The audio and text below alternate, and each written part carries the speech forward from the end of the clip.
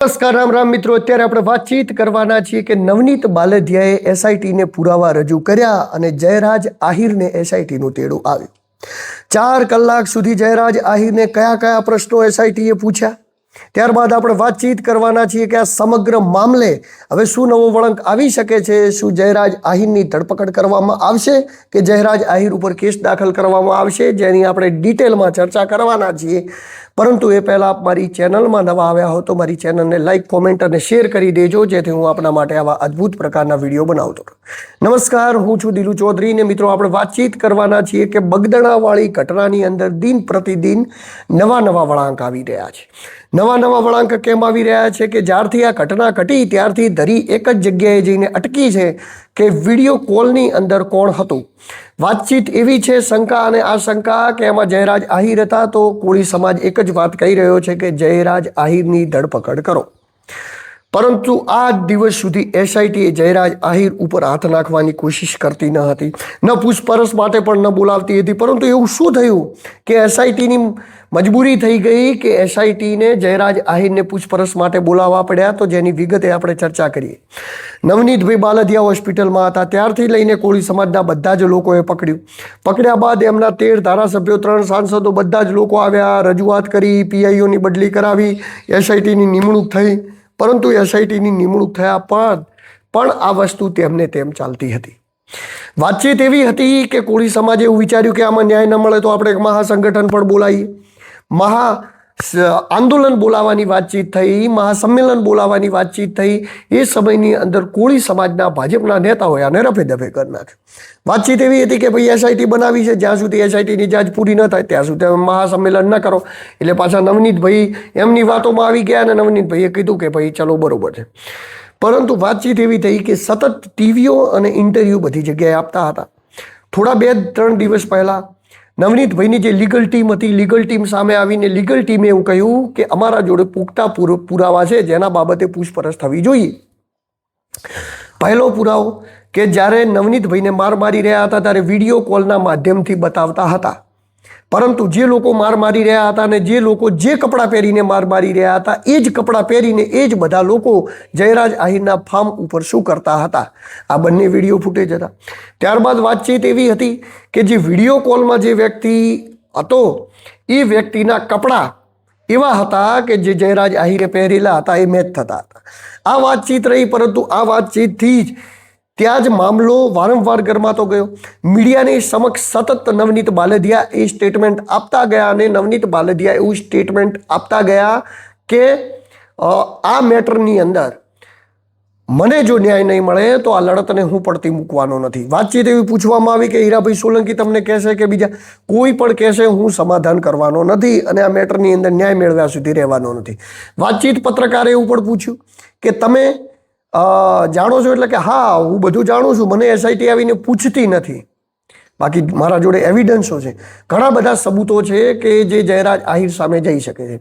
આ વાતથી એટલો બધો ઉબાળો થયો કે એસઆઈટીની રચના થઈ ગઈ. પરંતુ એસઆઈટી કામ ક્યાં કરી રહી છે? તો પછી એસઆઈટી સફાળી જાગીને એસઆઈટીએ નવનીતભાઈને બોલાવ્યા. નવનીત બાલદિયા એસઆઈટીની અંદર જાય છે. એસઆઈટીની અંદર જઈ અને પુરાવા રજૂ કરે છે. કયા પુરાવા રજૂ કરે છે એ પણ તમને હું કહી દઉં. પુરાવા એ રજૂ કરે છે કે કોલ રેકોર્ડિંગ, જે કોલ રેકોર્ડિંગ જયરાજ આહિરે એમને ફોન કર્યો હતો ને જે ફોનના ટેલિફોનિક માધ્યમથી એમને વાત થઈ હતી કે ભાઈ તમે ક્યાં છો? અને હા, તો કે અહીંયા બગદાણા જ છું. તો કે હું આવું છું તો તને મળું છું. હા ભાઈ, શું કામ હતું કે એ તો પછી આવીને કહીશ. ત્યારબાદ બીજો કોલ રાજુભાઈ વાળા જે એમના બંનેના ખાસ મિત્ર છે, જે નવનીતભાઈના પણ મિત્ર છે અને જયરાજભાઈના મિત્ર છે, એમનો ફોન આવે છે ને એ પણ એવું કહે છે ટેલિફોનિક કે તમે આતાને શું કરવા માફી મંગાવી હતી. આ તે વાતચીત થાય છે. આ બધી જ વાતચીત થાય છે. એ જ સાંજે એમના ટ્રેક્ટરની અંદરથી ચાવી કાઢીને વરનાના લોકો જતા રહે છે. નવનીતભાઈ એમનો પીછો કરે છે કે વરના કોણ છે ને ક્યાં જઈ રહ્યા છે. એ લોકો આગળ જઈને ગાડી ઊભી રાખે છે ને ત્યાંથી ધોકા લાકડી લઈ અને રસ્તા ઉપર બરોબરનો મોકો જોઈને નવનીતભાઈ ઉપર એવો ધોકા લાકડીઓ મારવા મળે અને જેનાથી નવનીતભાઈને ઘણી એવી ઈજા થાય છે. હવે નવનીતભાઈ હોસ્પિટલ ગયા અને ત્યારબાદ નવનીતભાઈએ પકડ્યું. હવે આ પુરાવા એ લોકોએ એસઆઈટીની અંદર રજૂ કર્યા. ત્યારબાદ જે સમયે લોકો મારતા હતા એ સમયે જ્યારે વિડીયો કોલના માધ્યમથી કોઈકને બતાવતા હતા એ કોણ હતું એવું કહેવું નવનીતભાઈનું કહેવું એવું છે કે જયરાજ આહિર હતા, પરંતુ વાતચીત એવી હતી કે એ જ સામે એક ફાર્મનો વિડીયો આવે છે અને વિડીયોની અંદર જે કપડાં પહેરેલા હતા લોકોએ એ જ કપડાં પહેરીને એ લોકો સાંજે મારવા ગયા હતા. તો આ બધું જ જે થાય છે આ બધા જ ઈશારો એવું કરતા હતા કે જયરાજ આહિર તરફ છે. તો પોલીસ એસઆઈટી પૂછે છે કે આનાથી એવું તો થોડું સાબિત થાય છે કે જયરાજ આહિર આમાં નામ છે. ત્યારે નવનીત બાલદિયા કહે છે કે વાતચીત એવી છે કે આટલી મોટા પુરાવા અમે તમને આપી રહ્યા છીએ, તેમ છતાં તમે જયરાજ આહિરને પૂછપરછ માટે નથી બોલાવતા. આટલા મોટા પુરાવા એ તો માણસની કોઈકની ધરપકડ કરી લે. માણસ અત્યારે એમને પોલીસ સ્ટેશનમાં જઈને કહે કે ભાઈ મારા ઉપર મારામારી થઈ ગઈ, પહેલે મને કહે તો પણ કોઈ ખાલી અરજી આપે ને તો પણ પોલીસની ફરજ આવે છે કે સામેના વ્યક્તિને પૂછપરછ માટે બોલાવો, એનો જવાબ લેવો. પરંતુ તમે જવાબ જ લેવા તૈયાર નથી, એટલે આમાં ક્યાંક કલોડીનો ગોળ ભગાઈ રહ્યો હતો. તમે જુઓ, કોળી સમાજના કોઈ નેતાઓ જયરાજ આહિરનું નામ ચોખ્ખી રીતે નતા લેતા. કેમ નહીં લેતા ભાઈ? શેનો ડર લાગે છે તમને? તો એ લોકો લેતા જ નથી. એવું જ કહે છે કે નવનીતભાઈ કહી રહ્યા છે કે જયરાજભાઈએ એમના ઉપર આમ કરાવ્યું. વાતચીત ચાલી, હવે મજબૂરી થઈ ગઈ કે જયરાજ આહિરને આના માટે બોલાવવા પડે. તો જયરાજ આહિરને પૂછપરછ માટે બોલાવવામાં આવ્યા.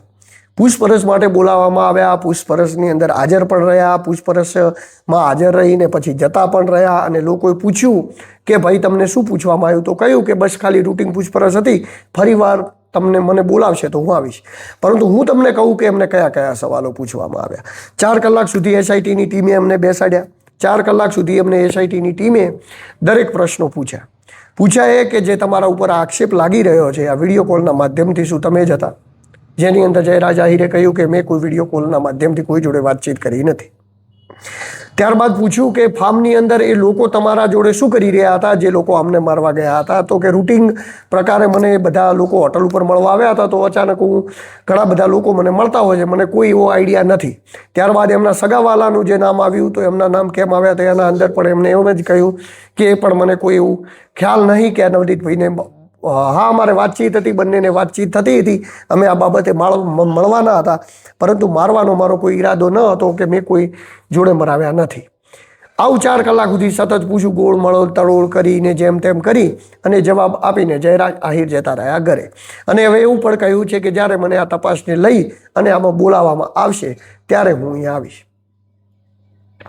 હવે મિત્રો, કોળી સમાજે પકડેલું છે કે જેમ તેમ કરીને આ મામલે તપાસ ખોલો કે વિડીયો કોલના માધ્યમથી વાતચીત કરી રહ્યું હતું કોણ. નવનીતભાઈએ પુરાવા રજૂ કરી દીધા, જયરાજભાઈની પૂછપરછ થઈ ગઈ. એટલે એક વાત તો થઈ કે આટલા દિવસ સુધી પૂછપરછ માટે ન બોલાવતા હતા તો એ બોલાવવા પડ્યા.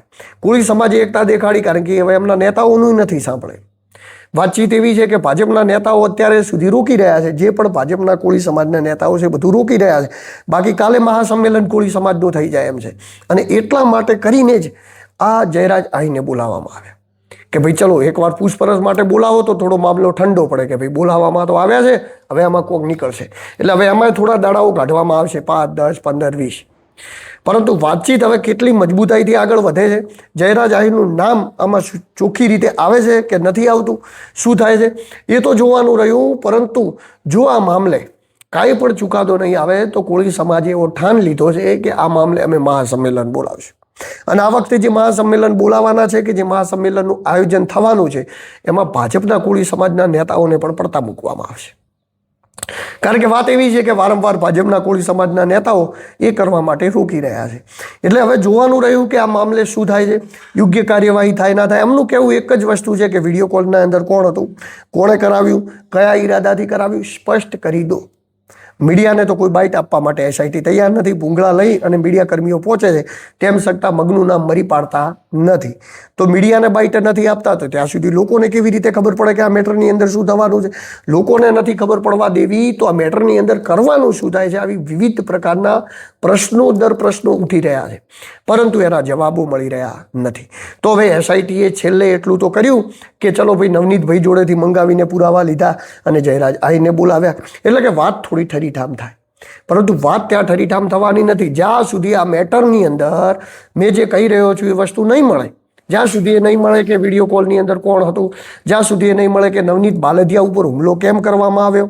આપણે એવું કોઈ સ્વબચાવ પણ નથી કરતા કે કોઈ વાતચીત નથી કરતા કે ભાઈ નવનીતભાઈ કોઈ સારા વ્યક્તિત્વ હતા ને શું હતું ને તે હતું. નવનીતભાઈ ઉપર પણ ફરિયાદો થયેલી છે ને સ્વાભાવિક છે કે થયેલી હોય, મેટર વાતચીત એ નથી. ફરિયાદો કોના ઉપર કેટલી થયેલી, શું થયેલી, ઘણી બધી મિસઅન્ડરસ્ટેન્ડિંગો મીડિયાની અંદર ચાલે. વાતચીત એ છે કે આ કેસની અંદર જે નવનીતભાઈને માર્યા એ કેમ માર્યા હતા, વાતચીત ત્યાં જઈને અટકે. બાકી તો કેવું છે કે જે થોડા ઘણા માથા ભારે માણસો હોય કે થોડા ઘણા બહાદુર હોય તો એ જ માણસો ઉપર હુમલો થતો હોય. આમને સાદા માણસને તો કોઈ હુમલો કરતો નથી કે કોઈક જગ્યાએ વચ્ચે આવતો હોય, કોઈક જગ્યાએ નડતો હોય, કોઈક જગ્યાએ કશુંક થતું હોય તો અટકાવતો હોય. કારણ કે માયાભાઈને તમે વિચાર કરો કે ડાયરેક્ટ જ ફોન કરીને એવું કહી દીધું કે આટા તમારી આ ભૂલ થાય તો સમજી શકો છો કે ડેરિંગ તો છે જ. એ ડેરિંગ છે, માટે જ તો એને કોલ કર્યો. બાકી તો બીજા કોઈએ જ કર્યો હતો ને, એને કોઈ કે કરાયો હશે કોલ, તો એ લોકોએ પણ એને આગળ કર્યો હોય એવું હોઈ શકે.